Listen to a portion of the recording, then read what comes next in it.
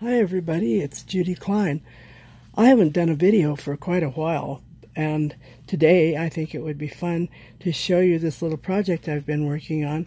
It's a series of tags that I've made from scraps, and I love using up stuff that I have around my studio.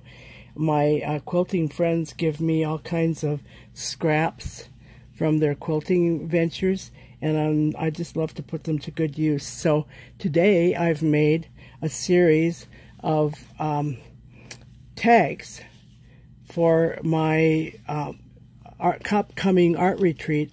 We all do trades, so I've made enough for everybody in my art retreat. I'll show you some more at the end of the video. So the first thing that I do is use up the fabric scraps, and I just grabbed a few at random here. We'll see how this turns out. I use odds and ends of cardstock because I have, oh sorry, I bumped the arm. I have tons of scraps of cardstock around my studio. So in this case, I would cut, this is probably an 8.5 by 11, so I would cut it in half and make a 5.5 inch tag. And so it would be cut in half this way, and then I would get as many 3-inch tags across as I could. So that's what these are, is 5 or 6 by 3, depending on whether I use 8.5 by 11 cardstock or 12 by 12. So it works out really well if you use 12 by 12, because you can cut it in half and you can get 4 3-inch tags across. So that works really well. So what I usually do is I just use the scrap tags and I lay out a piece of the fabric and I sew around it in black thread. As you can see, on this one, it's all sewn with black thread. I use scraps of thread that I buy at the garage sales or the thrift store. I try to use them up. So today I'm using black.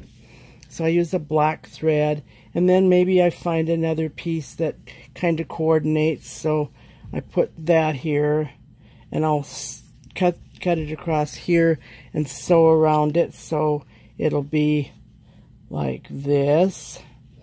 I didn't want to get out my sewing machine and do all that today. So, and then I try to find a larger piece that goes on the top. So this piece would go on the top. And then when I'm ready for the top one, I turn it over and I sew this one from the back so that I can see. Then I punch with just a hole punch, and I've marked, I used one of these real commercial tags as a guide, and I drew a line and I drew a circle so that I would know where to punch it. So I will punch this one,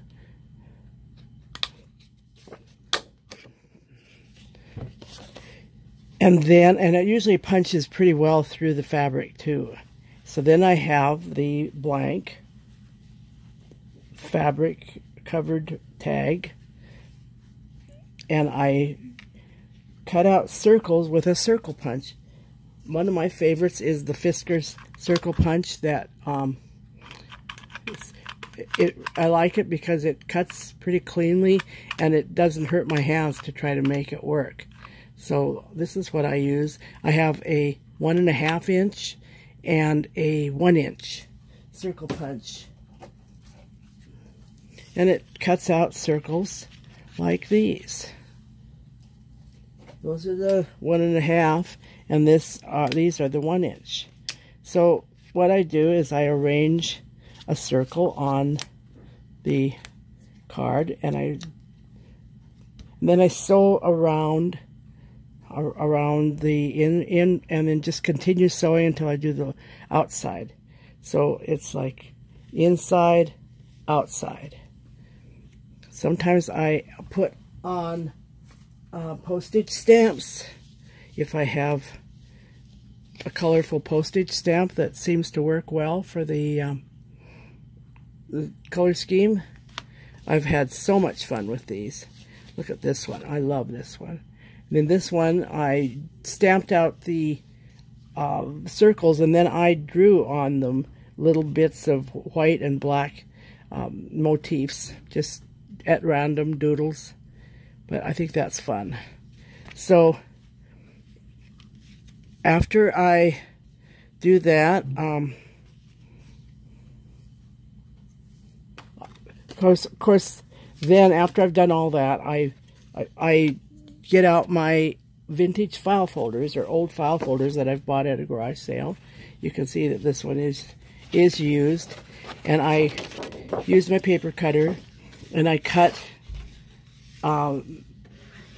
it so that it's more manageable. So I cut to get rid of these extras, and I also cut along this line to make it straight. And then I cut 3-inch strips. First I cut it in half, and then I cut 3-inch strips, and I can get these tags from the old file folders. Works really great. Good way to use them up when you run out of things to file. It's nice to be able to use these. So then I put them on the back of the sewn card, and I sew around it to finish it. So it really gives you a finished product, and it's kind of eclectic and fun. It's a little bit rough. I think I'll probably add some yarn or ribbon to the tops, but easy, fun project to use up all kinds of scraps and odds and ends in your studio. So I've shown you one batch, so I'm going to show you a few more finished ones now. These are, you can see that you can use every color, every motif, every whatever that you have in your scrap bag.